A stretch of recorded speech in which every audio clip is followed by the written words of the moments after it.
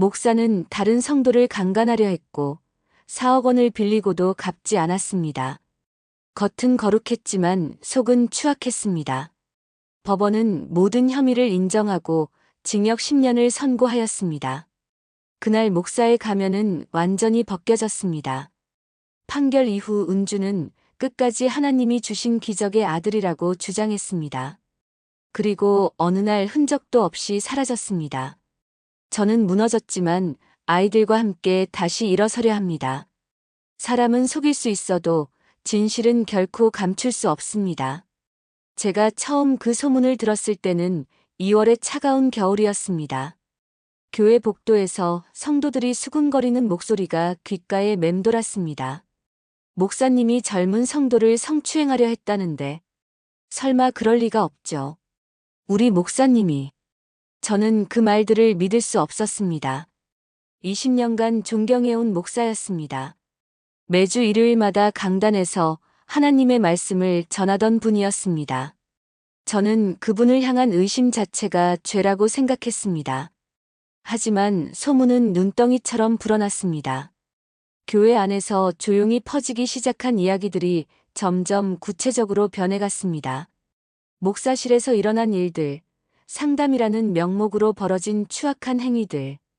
저는 여전히 믿으려 하지 않았습니다. 아니, 믿고 싶지 않았습니다. 그런데 더 큰 충격이 기다리고 있었습니다. 3월 어느 오후 집에 일찍 들어간 날이었습니다. 현관문을 열고 들어서는데 이상한 기운이 감돌았습니다. 아내 은주의 목소리가 거실에서 들려왔습니다. 평소와 다른 톤이었습니다. 부드럽고 애교 섞인 목소리였습니다. 저는 조용히 거실 쪽으로 발걸음을 옮겼습니다. 은주가 전화 통화를 하고 있었습니다. 목사님, 오늘 정말 고마웠어요. 목사님이라는 단어에 저는 멈춰 섰습니다. 네, 저도 목사님과 함께 있으면 마음이 편해져요. 은주의 목소리에는 제게 보여주지 않던 감정이 묻어 있었습니다. 달콤하고 부드러운 톤이었습니다. 마치 연인과 통화하는 것 같았습니다. 저는 숨을 죽이고 더 들어봤습니다. 다운이 일로는 걱정 마세요. 민석이는 아무것도 모르니까요. 그 순간 제 가슴이 쿵 하고 내려앉았습니다. 다운이 일이라니. 제 아들 다운이와 관련된 무슨 일이 있다는 건가요?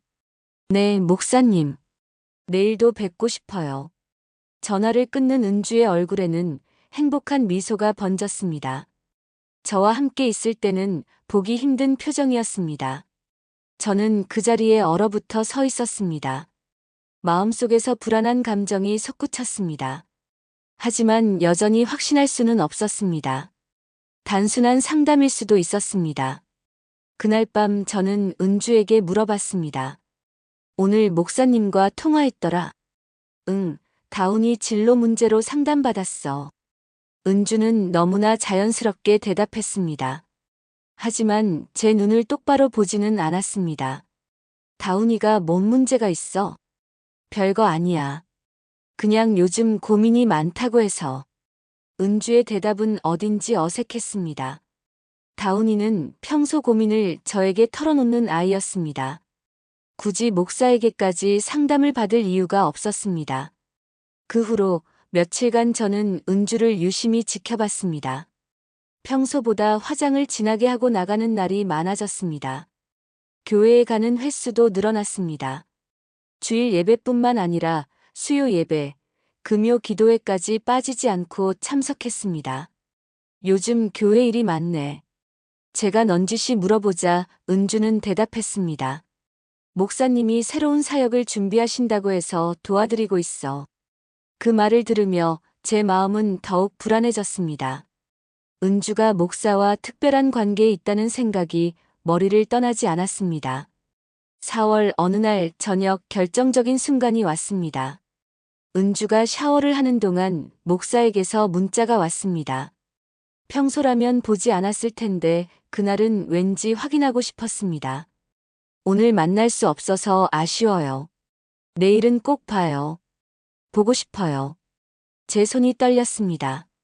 목사가 제 아내에게 보낸 메시지였습니다. 보고 싶다는 말이 들어 있었습니다. 이건 단순한 상담 관계가 아니었습니다. 저는 은주의 휴대폰을 더 뒤져봤습니다. 목사와 주고받은 메시지들이 가득했습니다. 당신과 함께 있으면 하나님이 더 가까이 느껴져요. 목사님도 저를 생각하고 계시는군요. 우리 사이는 하나님이 맺어주신 거예요. 메시지를 읽을수록 제 가슴이 무너져 내렸습니다. 이들의 관계는 단순한 목회자와 성도 사이가 아니었습니다. 분명히 남녀 간의 감정이 개입되어 있었습니다. 샤워를 마친 은주가 나왔습니다. 평소와 다름없는 얼굴이었습니다. 제가 휴대폰을 본 것을 모르는 상태였습니다. 여보, 뭐해? 그냥 텔레비전 봐. 저는 최대한 평정심을 유지하려 했습니다. 하지만 속으로는 분노가 끓어오르고 있었습니다. 그날 밤 저는 잠들 수 없었습니다. 은주는 제 옆에서 평온하게 잠들어 있었습니다. 하지만 제 마음은 폭풍우가 몰아치고 있었습니다. 20년간 함께 살아온 아내였습니다. 힘들 때마다 서로 의지했던 사이였습니다. 그런 은주가 목사와 그런 관계라니 받아들일 수 없었습니다. 다음 날부터 저는 본격적으로 이들의 관계를 추적하기 시작했습니다. 은주가 교회에 간다고 하면 멀리서 지켜봤습니다. 목사와 단둘이 있는 시간이 얼마나 긴지 체크했습니다. 어느 날은 목사실 창문으로 두 사람의 모습을 목격하기도 했습니다. 은주가 목사 앞에 무릎을 꿇고 기도받는 모습이었습니다. 하지만 그 모습이 예사롭지 않아 보였습니다. 목사의 손이 은주의 어깨에 올려져 있었습니다.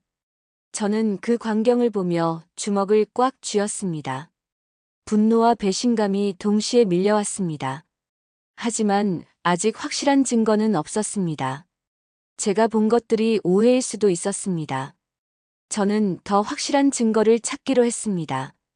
그런 중에 교회에서 또 다른 소문이 들려왔습니다. 목사님이 다른 성도도 추행하려 했다는데 이번엔 좀 더 구체적인 증언이 나왔어. 소문은 점점 구체화되고 있었습니다. 목사에 대한 의혹이 단순히 제 아내와의 관계에만 국한된 것이 아니었습니다. 다른 성도들에게도 비슷한 일을 저질렀다는 증언들이 나오고 있었습니다. 저는 혼란스러웠습니다. 20년간 믿어온 목사였습니다. 그런 분이 이런 일을 저지를 리가 없다고 생각했습니다. 하지만 현실은 점점 제 믿음을 무너뜨리고 있었습니다. 그리고 결정적인 순간이 왔습니다. 5월 어느 오후 은주가 급하게 외출한다고 했습니다. 어디가? 목사님이 급하게 부르셨어. 교회 일 때문에. 은주는 서둘러 나갔습니다. 저는 30분 후 교회로 향했습니다. 목사실 문이 잠겨 있었습니다. 하지만 작은 창문으로 안을 들여다볼 수 있었습니다. 그리고 제가 본 것은 절대 잊을 수 없는 장면이었습니다. 목사와 은주가 포옹을 하고 있었습니다. 단순한 격려의 포옹이 아니었습니다. 연인들의 포옹이었습니다. 제 다리에 힘이 풀렸습니다. 머리가 하얗게 변했습니다. 20년간 쌓아온 모든 것이 한순간에 무너져 내리는 느낌이었습니다. 그 순간 저는 깨달았습니다. 소문들이 사실이었다는 것을, 제 아내와 목사가 부적절한 관계에 있다는 것을. 분노가 치솟았습니다. 당장 문을 열고 들어가 따져 묻고 싶었습니다. 하지만 이성이 저를 말렸습니다. 더 많은 증거가 필요했습니다. 저는 그 자리를 떠났습니다. 집으로 돌아가는 길이 너무나 길게 느껴졌습니다. 마음이 무너져 내리는 소리가 들리는 것 같았습니다. 집에 도착했을 때 은주는 아직 돌아오지 않았습니다. 저는 거실 소파에 주저앉았습니다. 앞으로 어떻게 해야 할지 막막했습니다. 2시간 후 은주가 돌아왔습니다. 평소와 다름없는 모습이었습니다. 교회 일 잘 마쳤어? 응, 좀 복잡한 일이었는데 해결했어. 은주는 아무렇지 않게 대답했습니다. 하지만 제 눈에는 모든 게 거짓으로 보였습니다. 그날 밤 저는 결심했습니다. 더 이상 눈 감고 있을 수 없다고. 진실을 밝혀내야 한다고. 제 가정을 지키기 위해서라도 이 문제를 해결해야 했습니다. 은주와 목사의 관계가 언제부터 시작됐는지 알아내기 위해 저는 과거를 되짚어 봤습니다. 실마리는 의외로 쉽게 찾을 수 있었습니다. 22년 전 여름이었습니다. 결혼한 지 3년이 지났지만 아이가 생기지 않았습니다. 은주는 그 일로 깊은 절망에 빠져 있었습니다. 매달 기대했다가 실망하기를 반복했습니다. 하나님, 왜 저에게는 아이를 주지 않으시나요? 은주는 매일 밤 울며 기도했습니다. 저 역시 마음이 아팠습니다. 하지만 아무리 위로해도 은주의 마음은 달래지지 않았습니다. 그때 목사가 제안했습니다. 집사님, 아내분이 많이 힘들어하는 것 같던데 특별 기도를 받아보시는 게 어때요? 특별 기도요? 네, 개인적으로 목사실에서 집중적으로 기도해드리겠습니다. 저는 그 제안이 고마웠습니다. 목사가 직접 아내를 위해 기도해준다니 감사한 일이었습니다. 8월 어느 더운 오후 은주는 목사실로 향했습니다. 저는 회사에 있었고 나중에 들은 이야기로는 1시간 정도 기도받았다고 했습니다. 목사님 기도가 정말 은혜로웠어. 집에 돌아온 은주의 얼굴이 밝아 보였습니다. 오랜만에 보는 환한 표정이었습니다. 뭐라고 기도해 주셨어? 하나님이 때가 되면 반드시 아이를 주실 거라고 하셨어. 그 후로 은주는 일주일에 2번씩 목사실에서 기도받기 시작했습니다. 매번 돌아올 때마다 표정이 밝았습니다. 저는 그게 기도의 효과라고 생각했습니다. 그런데 한 달 후 놀라운 소식이 들려왔습니다. 여보, 나 임신한 것 같아. 정말? 저는 믿을 수 없었습니다. 3년 동안 아이가 생기지 않다가 갑자기 임신이라니. 병원에서 확인 결과 정말 임신이었습니다. 6주 차였습니다. 저는 하늘을 날 것 같았습니다. 은주도 기뻐 울었습니다. 목사님 기도 덕분이야. 은주는 눈물을 흘리며 말했습니다. 그때는 정말 기적이라고 생각했습니다. 목사의 기도가 응답됐다고 믿었습니다. 하지만 지금 생각해보니 모든 게 계산된 일이었습니다. 은주가 임신한 시기와 목사실에서 기도받기 시작한 시기가 정확히 일치했습니다. 다운이가 태어났을 때 저는 너무 기뻤습니다. 늦둥이 아들이었습니다. 목사도 축하해줬습니다. 하나님이 주신 선물이에요. 목사는 다운이를 안아보며 말했습니다. 그때 목사의 표정이 묘했습니다. 단순한 축하가 아닌 다른 감정이 섞여 있는 것 같았습니다. 다운이는 자라면서 저와 닮은 점을 찾기 힘들었습니다. 얼굴도 체형도 성격도 달랐습니다. 주변에서도 가끔 이야기했습니다. 다운이가 아빠를 안 닮네. 어머니 쪽을 닮나 봐. 저도 그렇게 생각했습니다. 은주 쪽 유전자가 강한가 보다고. 하지만 몇 년 전부터 이상한 점들을 발견하기 시작했습니다. 다운이가 목사와 비슷한 습관들을 보였습니다. 책을 읽을 때 안경을 만지는 버릇, 생각할 때 턱을 괴는 자세, 웃을 때의 표정까지. 처음에는 우연이라고 생각했습니다. 목사를 자주 봐서 따라하나 보다고. 그런데 은주와 목사의 불륜을 확신하게 되면서 무서운 생각이 들었습니다. 혹시 다운이가 제 아들이 아닐 수도 있다는 생각이었습니다. 저는 몰래 유전자 검사를 의뢰했습니다. 다운이의 머리카락과 제 머리카락을 채취해서 검사기관에 보냈습니다. 일주일 후 결과가 나왔습니다. 아버지 확률 0.01%. 제 손이 떨렸습니다. 다운이는 제 아들이 아니었습니다. 20년간 제 아들이라고 믿고 키워온 다운이가 남의 아들이었습니다. 그 순간 모든 게 명확해졌습니다. 은주의 임신 시기, 목사실에서의 특별 기도, 다운이와 목사의 닮은 습관들. 저는 목사의 유전자도 필요했습니다. 확실한 증거를 위해서였습니다. 목사가 마신 커피잔에서 DNA를 채취했습니다. 며칠 후 추가 검사 결과가 나왔습니다.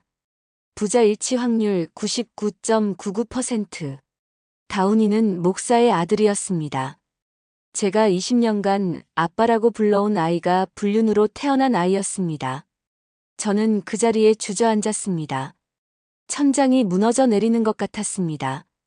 제 인생이 모두 거짓이었다는 사실을 받아들일 수 없었습니다. 그날 밤 집에 돌아갔을 때 다운이가 숙제를 하고 있었습니다. 아빠, 이 문제 좀 봐주세요. 다운이가 환하게 웃으며 말했습니다. 평소와 다름없는 모습이었습니다. 저는 다운이를 바라봤습니다. 이 아이가 제 아들이 아니라는 게 믿기지 않았습니다. 20년간 키운 정이 하루아침에 사라질 수 있는 건 아니었습니다. 다훈아. 네, 아빠. 아빠가 많이 사랑한다. 그 말을 하며 저는 울컥했습니다. 이 아이에게는 죄가 없었습니다. 어른들의 잘못으로 태어났지만 그건 다운이 탓이 아니었습니다. 아빠, 갑자기 왜 그래요? 다운이가 당황스러워했습니다. 그냥 아빠가 너를 진짜 많이 사랑한다는 걸 알아두면 돼. 그날 밤 저는 은주를 불러 앉혔습니다. 더 이상 미룰 수 없었습니다.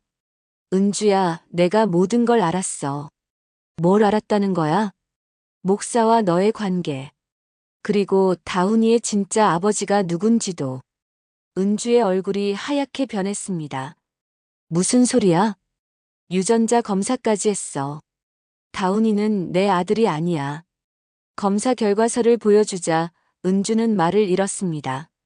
언제부터였어? 뭐가? 목사와 언제부터 그런 관계였느냐고. 은주는 한참 동안 침묵했습니다. 그리고 고개를 숙이며 말했습니다. 아이를 갖기 위해 기도받으러 갔을 때부터. 그러니까 22년 전부터? 응. 저는 머리가 어지러웠습니다. 22년간 계속된 불륜이었습니다. 그럼 지금까지 계속? 아니야, 중간에 끊어진 적도 있어. 언제? 다운이 초등학교 때 잠시. 하지만 그것도 완전히 끊은 게 아니었습니다. 다시 이어진 관계였습니다. 왜 그랬어? 처음에는 정말 아이를 갖기 위해서였어. 은주의 목소리가 떨렸습니다. 그런데 목사님이 자꾸 접근하셨고, 나도 외로웠고. 외로웠다고? 나는 뭐야? 당신은 일만 했잖아. 나에게는 관심도 없었고. 은주는 자신의 불륜을 제 탓으로 돌렸습니다. 그렇다고 해서 불륜이 정당화되는 거야? 나는 사랑받고 싶었어. 목사님은 날 이해해줬어. 저는 더 이상 들을 수 없었습니다. 22년간 나는 뭐였어? 바보였어? 미안해. 미안하다고 끝나는 게 아니야. 다운이는 어떻게 할 거야? 다운이는 하나님이 주신 아이야. 하나님이 주신 아이. 불륜으로 낳은 아이를. 은주는 더 이상 대답하지 못했습니다. 그날 밤 저는 한잠도 자지 못했습니다. 22년간의 결혼 생활이 모두 거짓이었다는 사실을 받아들이기가 힘들었습니다. 다음 날부터 저는 더 많은 증거를 수집하기 시작했습니다. 목사의 다른 범죄들도 알아봐야 했습니다. 은주와의 불륜만이 문제가 아닐 것 같았습니다. 목사의 추악한 실체는 불륜에서 그치지 않았습니다. 교회 안에서 제가 수집한 정보들은 충격적이었습니다. 첫 번째 사건은 작년 봄에 일어났습니다. 20대 젊은 성도 김지영 자매가 목사로부터 성추행을 당할 뻔했다는 증언이었습니다. 김지영은 신앙 상담을 받기 위해 목사실에 갔습니다. 저녁 시간이었고 교회에는 사람이 거의 없었습니다. 목사님이 갑자기 제 손을 잡더니 가슴에 댔어요. 김지영의 증언은 구체적이었습니다. 기도한다면서 몸을 만지려고 했어요. 제가 거부하니까 하나님을 거역하는 거라고 했어요. 그래서 어떻게 했어요? 큰 소리로 거부했더니 그제서야 손을 떼더라고요. 김지영은 그 일 이후 교회를 그만뒀습니다. 하지만 다른 성도들에게는 말하지 못했습니다.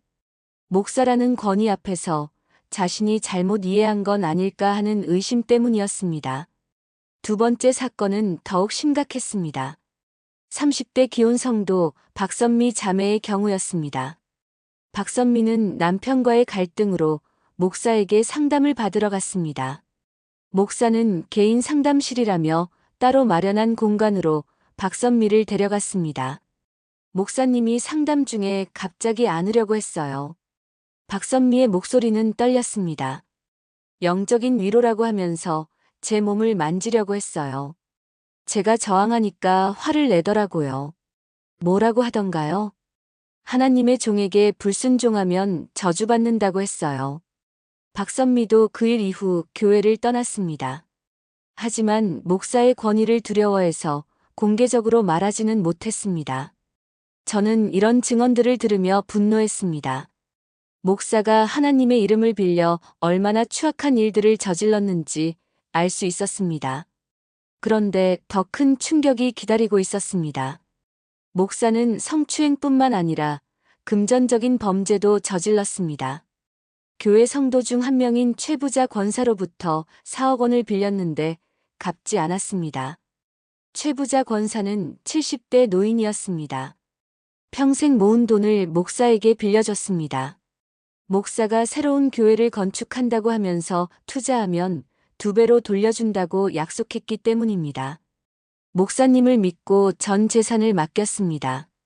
최부자 권사의 목소리에는 절망이 묻어 있었습니다. 처음에는 이자도 제때 주셨어요. 그런데 점점 핑계를 대더니 연락도 안 되고 목사는 최부자 권사의 돈을 다른 용도로 사용했습니다. 심지어 일부는 개인적인 생활비로 쓰기도 했습니다. 이제 전 갈 곳이 없어요. 그 돈이 제 노후 자금이었는데 최부자 권사는 울먹였습니다. 저는 이 모든 사실들을 정리했습니다. 목사의 범죄는 생각보다 훨씬 광범위했습니다. 성추행, 사기, 불륜까지. 목사복을 입고 있었지만 속은 완전히 썩어 있었습니다. 하지만 가장 답답한 것은 은주의 반응이었습니다. 이 모든 증거를 보여줘도 은주는 목사를 변호했습니다. 그건 다 오해일 거야. 오해? 구체적인 증언과 증거가 있는데? 목사님은 그런 분이 아니야. 은주는 끝까지 목사를 믿었습니다. 22년 동안 목사님을 봐왔는데 그런 일을 하실 분이 아니야. 그럼 다른 성도들이 다 거짓말한다는 거야? 모르겠어. 하지만 목사님은 선한 분이야. 저는 은주의 맹목적인 믿음에 절망했습니다. 그럼 다운이 일은 어떻게 설명할 거야? 다운이는 하나님이 주신 기적의 아이야. 기적? 불륜으로 낳은 아이를. 그게 아니야. 목사님과 나는 영적인 관계였어. 은주는 불륜을 영적인 관계라고 포장했습니다. 영적인 관계에서 어떻게 아이가 태어나? 하나님이 역사하신 거야. 저는 어이가 없었습니다. 불륜을 하나님의 역사라고 말하는 은주를 이해할 수 없었습니다. 은주야, 정신 차려. 너는 목사와 불륜을 저질렀어. 불륜이 아니야. 우리는 진심으로 사랑했어. 사랑? 나는 뭐야? 당신과는 다른 사랑이었어. 은주는 자신의 행동을 전혀 잘못으로 생각하지 않았습니다. 심지어 목사도 같은 말을 했습니다. 제가 직접 목사와 대면했을 때였습니다. 목사님, 제 아내와 22년간 무엇을 하셨습니까? 집사님, 오해하고 계십니다. 목사는 태어났습니다. 오해? 유전자 검사 결과도 나왔는데요. 그건 하나님의 신비한 역사입니다. 신비한 역사요? 은주 자매가 간절히 기도했을 때 하나님이 응답하신 겁니다. 목사는 불륜을 하나님의 역사라고 둘러댔습니다. 그럼 다른 성도들 성추행한 일은 어떻게 설명하시겠습니까? 그것도 오해입니다. 저는 영적인 위로를 해준 것뿐입니다. 영적인 위로를 몸을 만지면서 해요? 사탄이 성도들의 마음을 어지럽게 하고 있는 겁니다. 목사는 모든 것을 사탄의 탓으로 돌렸습니다. 4억 원은 언제 갚으실 겁니까? 그 돈은 하나님의 사업에 쓴 거니까 갚을 필요 없습니다. 하나님의 사업요? 개인 생활비로 쓴 것도 하나님의 사업입니까? 모든 것이 하나님의 뜻입니다. 저는 목사의 후한무치함에 경악했습니다. 자신이 저지른 모든 범죄를 하나님의 뜻이라고 포장하고 있었습니다. 그래도 저는 마지막으로 은주에게 기회를 주고 싶었습니다. 은주야, 마지막으로 묻겠어. 정말 목사와의 관계를 끊을 거야? 끊을 게 없어. 우리는 영적인 관계니까.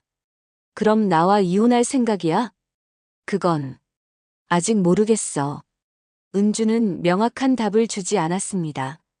다운이는 어떻게 할 거야? 다운이는 내가 키울 거야. 목사의 아들이라는 걸 다운이에게 말할 거야? 그럴 필요 없어. 다운이에게는 당신이 아빠야.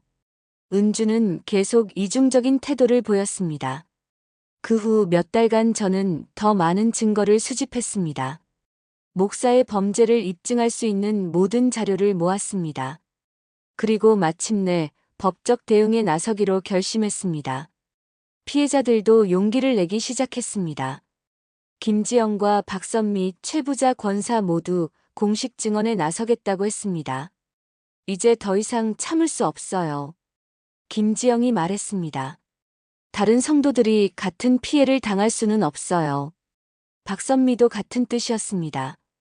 제 돈을 돌려받는 것보다 목사의 범죄를 알리는 게 더 중요해요. 최부자 권사도 증언하겠다고 했습니다. 저는 모든 증거와 증언을 정리해서 경찰에 신고했습니다. 성추행, 사기, 간통죄까지. 목사가 저지른 모든 범죄를 고발했습니다. 그런데 신고 후에도 은주의 태도는 변하지 않았습니다. 당신이 목사님을 고발했다며? 그래. 어떻게 그럴 수 있어? 범죄자니까 당연한 거 아니야? 목사님은 범죄자가 아니야. 은주는 여전히 목사를 변호했습니다. 그럼 당신은 끝까지 목사 편을 들 거야? 나는 진실을 믿어. 진실? 불륜이 진실이야? 우리의 사랑은 진실이야. 저는 더 이상 은주와 대화할 수 없었습니다. 22년간 함께 살았지만 은주는 완전히 다른 사람이 되어 있었습니다. 경찰 수사가 시작됐습니다.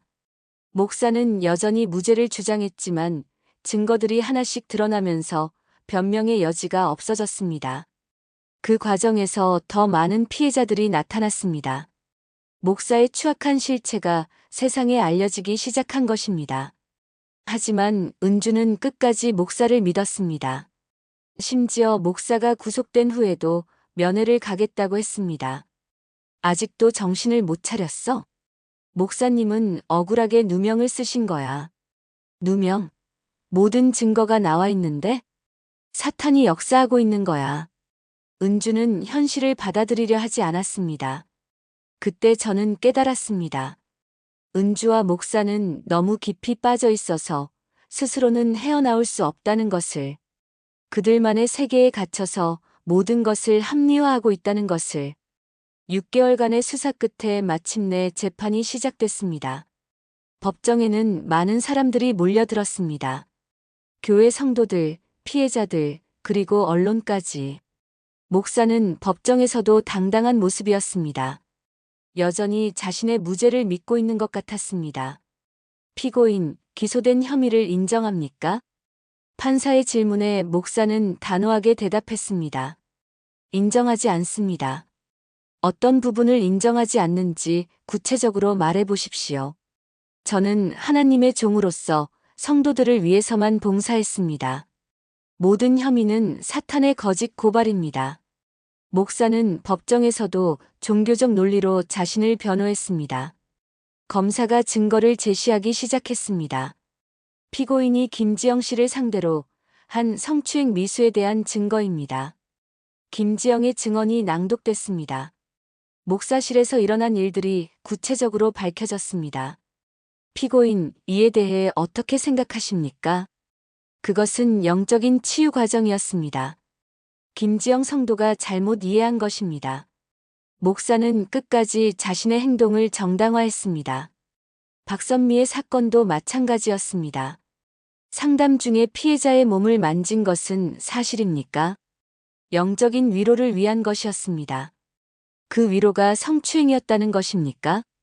절대 아닙니다. 하나님의 사랑을 전한 것뿐입니다. 목사는 자신의 범죄를 모두 종교적 행위라고 주장했습니다. 가장 충격적인 것은 은주와의 관계에 대한 신문이었습니다.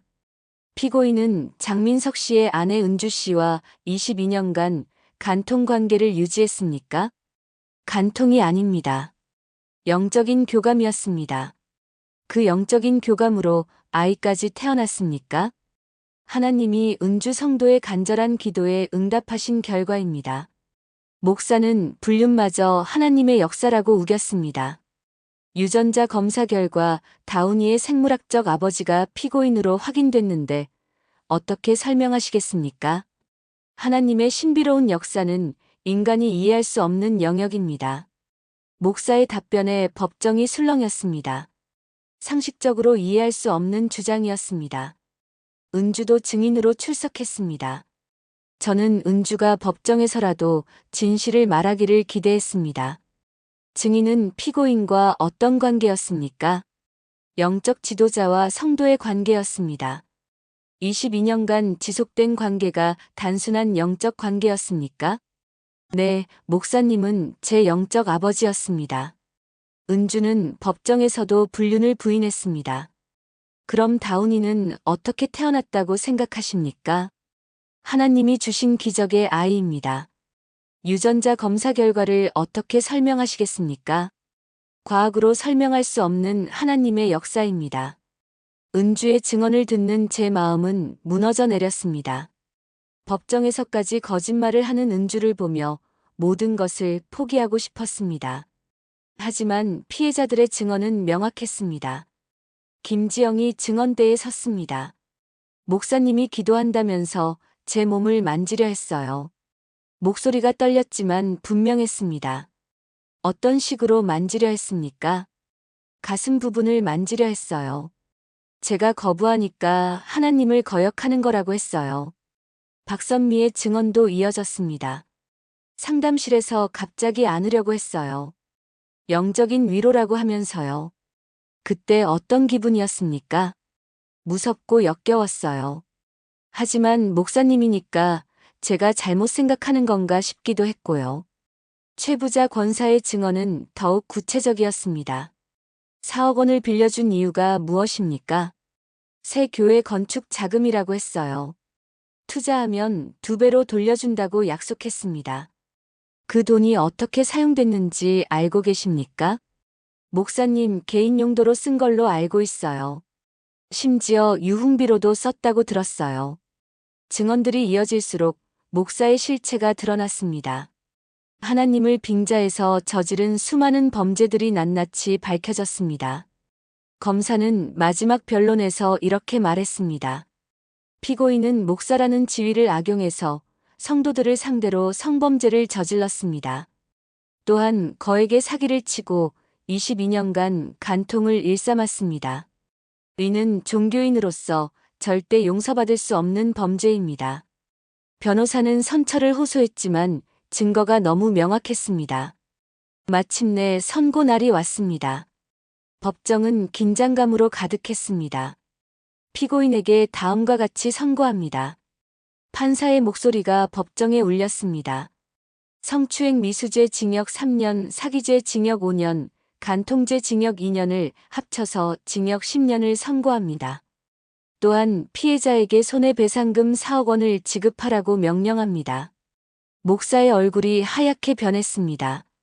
그제서야 현실을 받아들이는 것 같았습니다. 은주는 법정에서 오열했습니다. 목사님, 목사님. 하지만 목사는 수갑을 찬 채 끌려갔습니다. 20년간의 가면이 완전히 벗겨지는 순간이었습니다. 판결 이후에도 은주의 태도는 변하지 않았습니다. 목사님이 억울하게 누명을 쓰셨어. 아직도 그 소리야? 10년 후에는 진실이 밝혀질 거야. 은주는 현실을 부정했습니다. 그럼 당신은 어떻게 살 거야? 목사님을 기다릴 거야. 나와 다운이는 내가 키울 거고 당신은 알아서 해. 은주는 차갑게 말했습니다. 그 후 한 달간 저는 은주를 설득하려 했습니다. 하지만 소용없었습니다. 은주는 자신만의 세계에 빠져 있었습니다. 은주야, 마지막이야. 정말 목사를 선택할 거야? 나는 내 믿음을 지킬 거야. 그럼 우리는 끝이네. 그렇게 생각해. 그날 밤 은주가 집을 나갔습니다. 간단한 짐만 챙기고 어디론가 사라졌습니다. 어디 가는 거야? 당신은 알 필요 없어. 다운이는 나중에 데리러 올 거야. 하지만 은주는 다시 나타나지 않았습니다. 전화도 받지 않았고 어디 있는지도 알 수 없었습니다. 한 달, 두 달이 지나도 은주는 연락이 없었습니다. 마치 세상에서 증발한 것 같았습니다. 다운이가 물어봤습니다. 아빠, 엄마는 언제 와요? 엄마는 급한 일이 있어서 멀리 갔어. 언제 돌아와요? 모르겠어. 아마 오래 걸릴 것 같아. 다운이의 눈에 슬픔이 어렸습니다. 하지만 더 이상 물어보지는 않았습니다. 저는 다운이와 단둘이 남았습니다. 혈연관계는 아니었지만 20년간 키운 아들이었습니다. 버릴 수 없었습니다. 다운아, 아빠가 혼자서라도 너를 잘 키울게. 네, 아빠. 다운이는 의젓하게 대답했습니다. 6개월이 지나고 1년이 지났습니다. 은주는 여전히 연락이 없었습니다. 저는 점차 새로운 일상에 적응해 갔습니다. 교회는 떠났습니다. 다른 교회를 다니기 시작했습니다. 새로운 목사님은 진실한 분이었습니다. 다운이도 잘 자라고 있었습니다. 아버지가 바뀌었다는 것을 알고 있었지만 저를 아빠라고 불렀습니다. 어느 날 다운이가 말했습니다. 아빠, 저는 아빠가 진짜 아빠예요. 왜 갑자기 그런 말을? 혈연보다는 정이 더 중요한 것 같아요. 다운이의 말에 제 가슴이 따뜻해졌습니다. 목사는 교도소에서 복역 중이었습니다. 가끔 소식이 들려왔는데 여전히 자신의 무죄를 주장하고 있다고 했습니다. 2년이 지난 지금 저는 새로운 삶을 살고 있습니다. 상처는 아직 남아있지만 다운이와 함께 조금씩 치유되고 있습니다. 사람들은 제게 묻습니다. 후회하지 않나요? 뭘 후회해요? 목사를 고발한 건 말이에요. 전혀요. 진실을 밝히는 게 맞았어요. 저는 확신합니다. 진실은 반드시 승리한다고. 거짓과 위선은 언젠가 반드시 무너진다고. 은주가 어디서 무엇을 하고 있는지 모르겠습니다. 하지만 언젠가는 진실을 깨달을 날이 올 것이라고 믿습니다. 다운이와 저는 오늘도 새로운 하루를 시작합니다. 과거의 아픔을 딛고 더 나은 미래를 만들어가고 있습니다. 사람은 속일 수 있어도 진실은 결코 감출 수 없습니다. 저는 그것을 몸소 체험했습니다. 그리고 그 진실 위에서 새로운 인생을 쌓아가고 있습니다. 오늘 이야기가 여러분에게 흥미로웠다면 구독과 좋아요 꼭 눌러주세요. 앞으로도 더 많은 이야기와 드라마틱한 사건들을 함께 나눌 수 있습니다. 댓글로 여러분의 생각도 남겨주시면 다음 영상 제작에 큰 힘이 됩니다. 함께 성장하고 공감하는 채널, 지금 바로 구독 버튼 클릭.